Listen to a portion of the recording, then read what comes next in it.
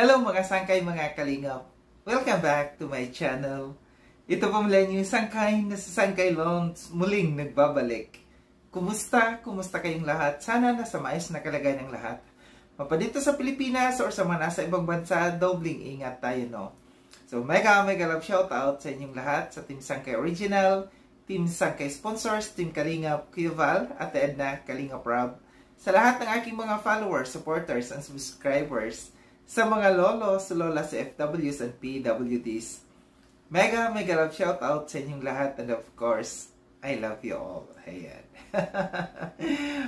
Mega love shoutout kay Tita Mina Jaramillo, ang tita kong Viots, si Manetere ng San Diego, California, si Tita Pia Payno ng Australia. Mega love shoutout. Wala muna tayo ngayong pabati portion kasi nakalimutan ko magsulat. Pasensya na. Tsaka na-busy kasi ako.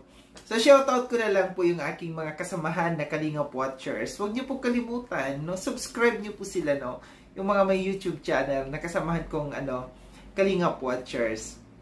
Shoutout kay Horbin TV Vlog, kay Ate Tess, kay Brenda Garcia, Maricel Arevalo, Edgar Elia, Mother Irene Channel, Irene Miguel Passion, Joy, Kabebeng Beshi Channel. Also, hello kay Maricel Torres, Sweetie Pearl Vlog, and Tiny Lotsky. Also, kay Quintana nga pala, and Lovely Rose Kimura. Ayan. Yan yung po yung mga kasamahan ko sa GC ng Kalingap Watchers. Sa mga gusto na sumali sa grupo ko po, mapa-vlogger man kayo or hindi, no? Mga basta solid Kalingap, no? Message niyo lamang po ako sa aking FB page, Sangkay Loans PH, no? Message niyo ako kung gusto niyo sumali. Maraming salamat in advance. Ngayong araw na ito mga sangkay, gagawa ko ng reaction video. Ito'y patungkol, no, sa live ni Kuya Val kaninang umaga. Kaninang umaga. Patungkol dito, nabanggit niya na supposed to be, no, si Egypta ay magiging guest ng Karaba, no? Pero anong nangyari? Panoorin natin itong video clips na aking kinuha doon sa live ni Kuya Val. Then after natin na mapanood, magbibigay ako ng opinion or kuro-kuro patungkol dito. Tara mga sangkay, mga kalinga, panoorin natin.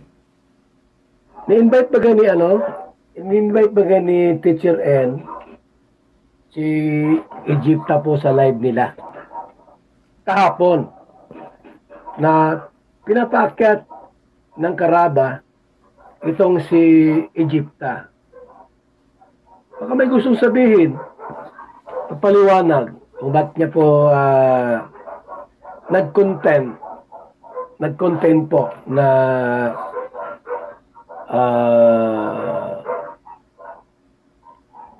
nabuntisan ni David si Carla. I-invite nga po na paakyatin sa kanilang live streaming. Alam mong ginawa ni Egypta? Yung live nila Teacher N, sinabayan ni Egypta. Sinabayan. Nagla-live sila. Kasama si Birador, live sila, Nag-live din po si Egypta. Ginoo, Diyos ko po. Sa halip na umakyat sa live ni Teacher N at invited ay para magpaliwanag kung bakit niya sinabi yon. Yung parang paglilinaw lang. Di alam yung dalawa, habang nag-live yun sila Birador sa si Teacher N at naroon din si Gandang Imi, tatlo sila. Si Egypta po, nag-live din. Binabanatan sila. Ang bira. Ang bira yan. Nagmala yung tatlo po, yung gustong pakitin sa live streaming, nag-live din sabay. Kasabay. Ang bira kayo. Nag-invite nyo na guest ninyo para magpaliwanag sa inyong live streaming. Nag-live din kasabay ninyo. Kayo ang topic. Ano nangyari? Sa inyo? Ay, sus. So yung mga sangkay, mga kalingap, at napanood no, yung video clips na aking kinuha, ito'y mula dun sa live ni Kuya Val. Napapansin niyo, tawa ko ng tawa kasi nakakatawa naman talaga, no? Ang sabi ni Kuya Val na habang naka-live yung Karaba, naka-live din si Chip.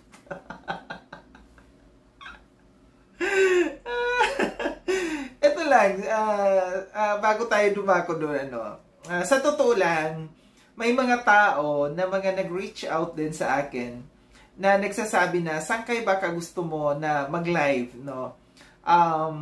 At paakyatin si Egypta kasi gusto nga daw na magpaliwanag nito na Egypta. Or di kaya merong mga nagsabi na, sangkay, baka pwedeng kausapin mo si Kuya Val na si Egypta daw ay aakyat doon sa live ni Kuya Val para nga din daw magpaliwanag. Ang sagot ko lang kasi doon, hindi pwede.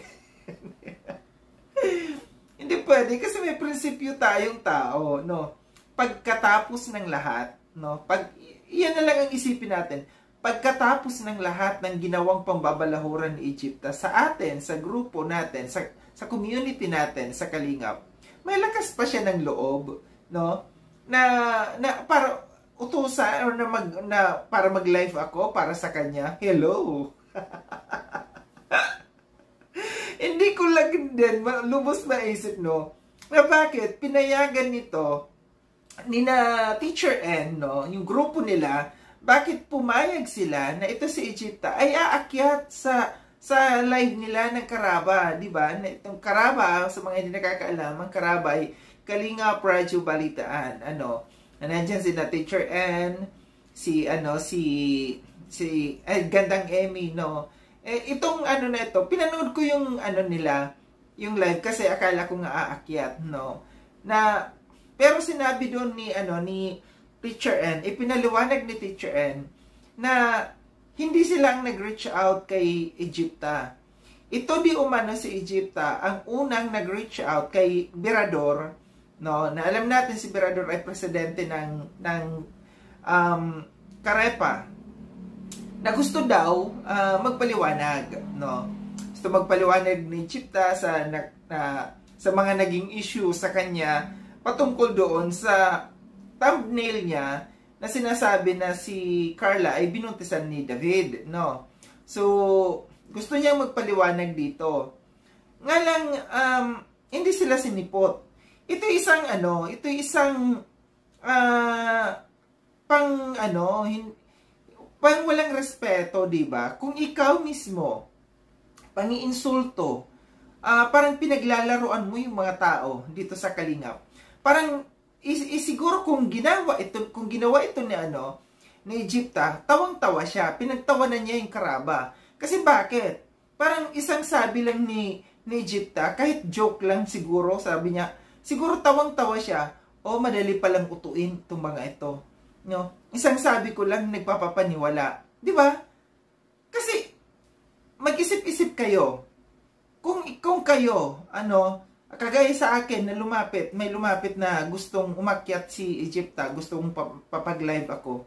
Para ano? Bakit? Wala ba siyang sariling YouTube channel na para magsalita diyan, na para magpaliwanag kung ano yung katotohanan? Di ba? It's a common sense, no? Na bakit kayo magpapapaniwala? Yung Karaba kasi parang pinagtawanan dito ang Karaba, no? Pinagtawanan lang niya yung Karaba kasi naniwala sa kanya. Isang ano lang niya, naniwala. And para sa Karaba, no, hindi ko maisip kung bakit nila in-entertain, no? Bakit nila kailangan entertain yung ganitong klaseng tao na sasabihin na magpaliwanag diyan sa kanilang sa kanilang live? Kung hindi talaga acceptable, no? Dahil pagkatapos ng lahat nung ginawa niya, no, ginawa niya ang pambabastos sa Kalingap, andito pa siya, may lakas pa siya ng loob na umakyat sa Kalingap para magpaliwanag. Diba? Gaya ng sabi ko, may sarili siyang YouTube channel na doon siya. Ayun nga ang ginawa, no? Hindi sinipot, pinagtawanan ng Karaba, hindi sinipot, sinong naging kawawa? Sinong katawa-tawa? Karaba. Diba?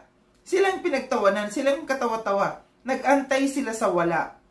Parang nakanganga lang sila doon sa kanilang sa kanilang live, no, na nag-aantay sa isang taong pinagtatawanan lang sila.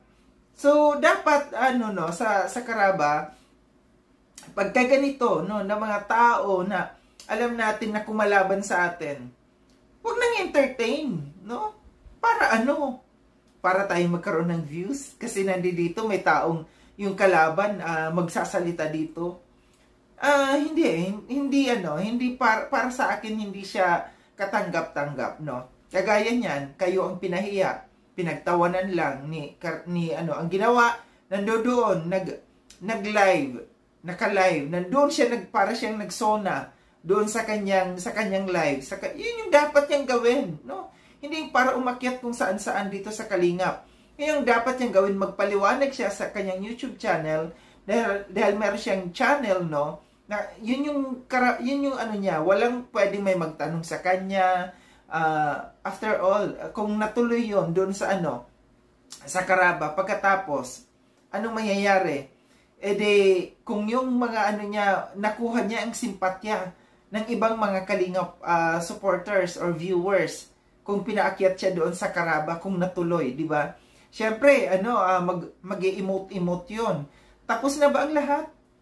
Di ba? Ang tanong, after nun, kung natuloy yung after ng mga questions sa kanya, after niyang mag-sorry, magpaliwanag nung side niya, pagkatapos, ando doon na yung simpatya na naman ng mga Kalingap supporters, kahit binalahura niya, kakalimutan na lang, ng basta-basta gano'n na lang. Diba? Parang mali. Yun yung ginawa niya. Doon siya nagsona sa kanyang YouTube channel, doon siya nagdadakdak. Hayaan mo yung mga manood doon sa kanya, yung mga nakasuporta sa kanya, yung maniwala sa kanyang mga pinagsasabi doon. Siyempre, naghuhugas kamay. Hugas kamay siya na hindi niya sinabing ganun. Ang kanyang palusot doon na gusto lamang daw siyang pabagsakin. Tama ba yun? Di ba? So, alam ko may mga din siguro, may mga nagpayo, no? Payo diyan kay Egypto na wag ka nang umakyat doon, tama na, diyan ka na lang. Yun yung tama sa kanyang channel. Doon siya. Kasi kung natuloy yun, yung sinasabi ko, ang mangyayari, parang ang nangyari, nakuha na naman ng loob niya, no? Andiyan may maaawa. Hindi maaaring walang maawa yun eh. Kasi kita nyo, ang galing nyo ang magsalita, ang galing nyo ang magpaikot. Doon sa kanyang channel ngayon, sa kanyang paliwanag, doon sa kanyang live, no? Na parang sinasabi niya, binabaliktad daw siya. Basahin na lang yung kanyang thumbnail. Ano ba yung nakalagay dun sa kanyang thumbnail? Sabi niya, sinulat ko yun eh, yung kanyang sabi niya doon sa kanyang thumbnail, no? Ito yung dapat na aakyat siya doon sa Karaba. Sabi niya, I did nothing wrong against Carla's reputation, sabi niya. It's a matter of reaction, opinion video as a reactor. Huwag baliktarin ang kwento for hidden agenda, sabi niya. So, ibig sabihin, dyan pa lang, no, na nagpapalusot na siya. Ganyan din ang sasabihin niya doon. So, after noon, tapos na, maabsuelto si Egypta sa kanyang mga pinaggagawa. Yung noon, wag natin kakalimutan, no, yung mga pinaggagawa ni Egypta noon pa, yung mga pinagsasabi, kulto daw tayo sa Kalingap, kulto si Kuya Val, di ba? Tapos paakyatin pa natin, papapaliwanagin pa natin. That's a big no para sa akin.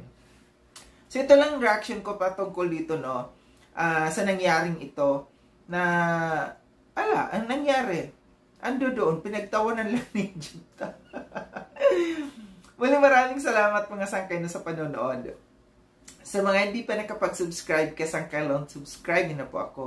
Click yung notification bell para updated kayo sa lahat ng mga videos na aking gagawin.